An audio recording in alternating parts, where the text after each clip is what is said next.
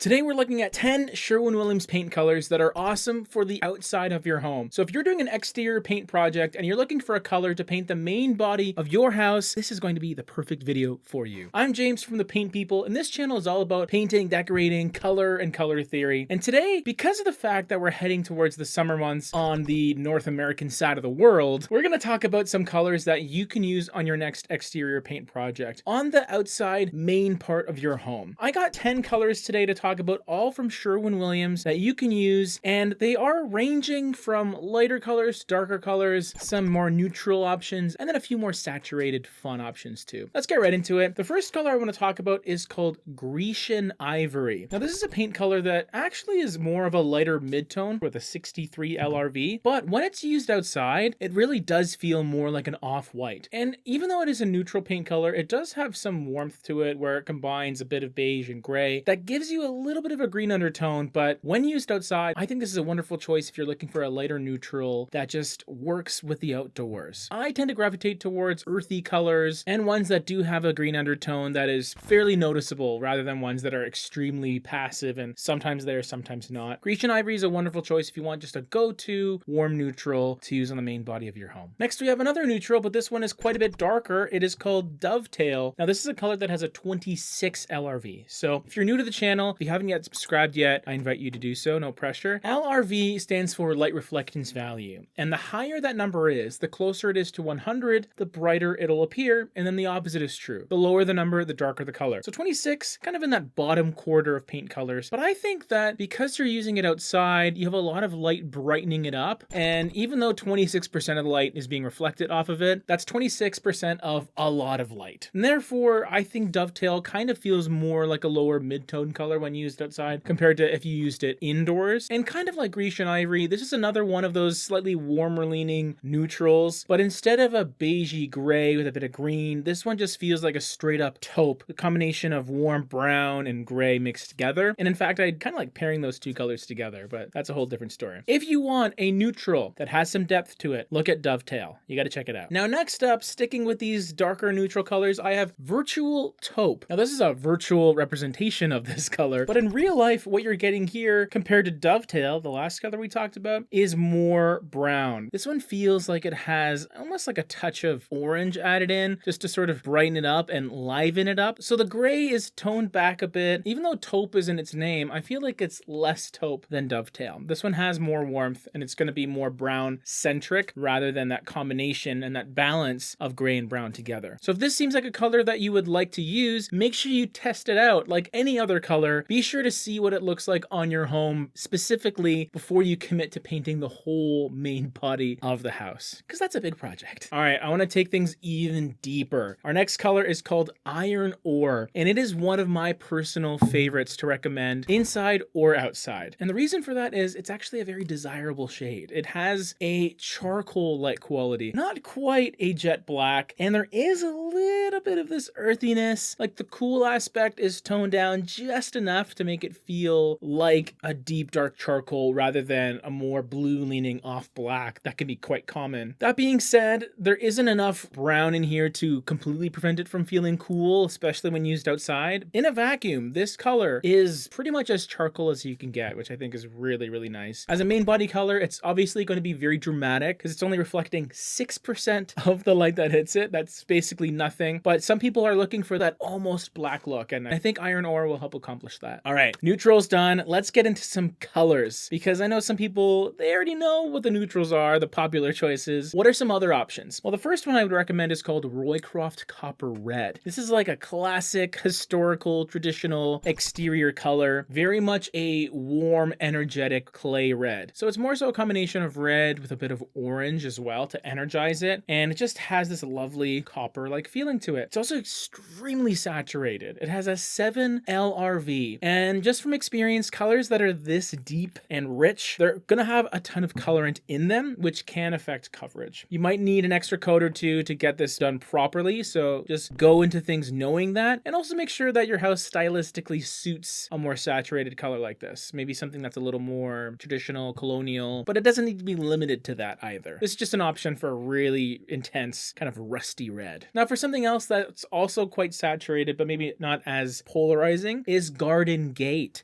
So now we have a color that truly does feel like a green, but it's nothing too vibrant either. It doesn't have like a hunter green feeling to it or a jewel tone emerald green. This one does feel sort of like a green mixed with brown, like a nature inspired green, kind of a chimichurri sort of feeling to it. There's this touch of khaki mixed in to help soften it, to make it a little more toned down. So when used outside, you should see the green first, but you'll also notice that it's going to be a little more mellowed out. So if you're incorporating other neutrals surrounding it, they're going to be able to fit together a little better. Next up, we have another color in the 20-ish LRV range. It's called Foggy Day, and it's a color that I wanted to include because I wanted to give you a blue. And although I was tempted to sort of go towards the navy blue direction with something like naval, for example, I went with Foggy Day because I think it could suit more tastes. It's a little bit lighter, it's a little more toned down and smoky, or in this case foggy, and it also feels like it's softened with some slate gray. So I think it's going to be a bit more accessible to a lot of people. It shouldn't feel like a strong accent color, but it also doesn't have an overly neutral feeling either. So it's kind of best of both worlds. A nearly neutral, if you will. All right, so I want to leave you with a couple colors that I think are really great, very popular choices as well. The first one being Alabaster. This is probably one of my favorite off-whites in the entire Sherwin-Williams catalog for a number of different reasons. And this is talking about interior use and exterior. I think if you wanted a white paint to go on the outside of your home, I would actually go for this. Even though it has an 82 LRV, it's not the brightest white, it's not high reflective white, for example. It doesn't have that completely clean, stark, sterile quality that that color has. I appreciate Alabaster's softness, its warmth, its usability with other colors. You can kind of mix and match with it pretty easily. So this would be my probably top recommendation if you want something that's very clean, minimalist. Grecian Ivory, that first one we talked about, has a little more saturation to it. So if you purposely wanted that warmth, a little bit of greeniness to come through, that'd be a better choice. But if you want something that's just clean, straight up, nice, beautiful off-white for the outside of your home, Alabaster is really high on my list. And then on the flip side, if you wanted a black, like a deep jet black, there's really no better choice for me than Triton Black. This color, compared to iron ore, for example, it's darker, it's deeper, it has this super contrasty feeling to it. The only thing that I will say is because it is so dark and deep, it reflects no light, basically, like 3%, and also sometimes can look a little more cool than you might expect. In fact, I think iron ore does a better job at sort of preventing that blue color cast. Triton Black, it can sort of look that way, but it also compensates because of how dark it is. I think if you wanted to go with something super dark, rich, contrasty, or just black on black, Triton Black is probably my choice. And then one of my favorite exterior colors that I think is just kind of a jack of all trades, it just seems to work in so many situations, it's this color right here. You got to check this out.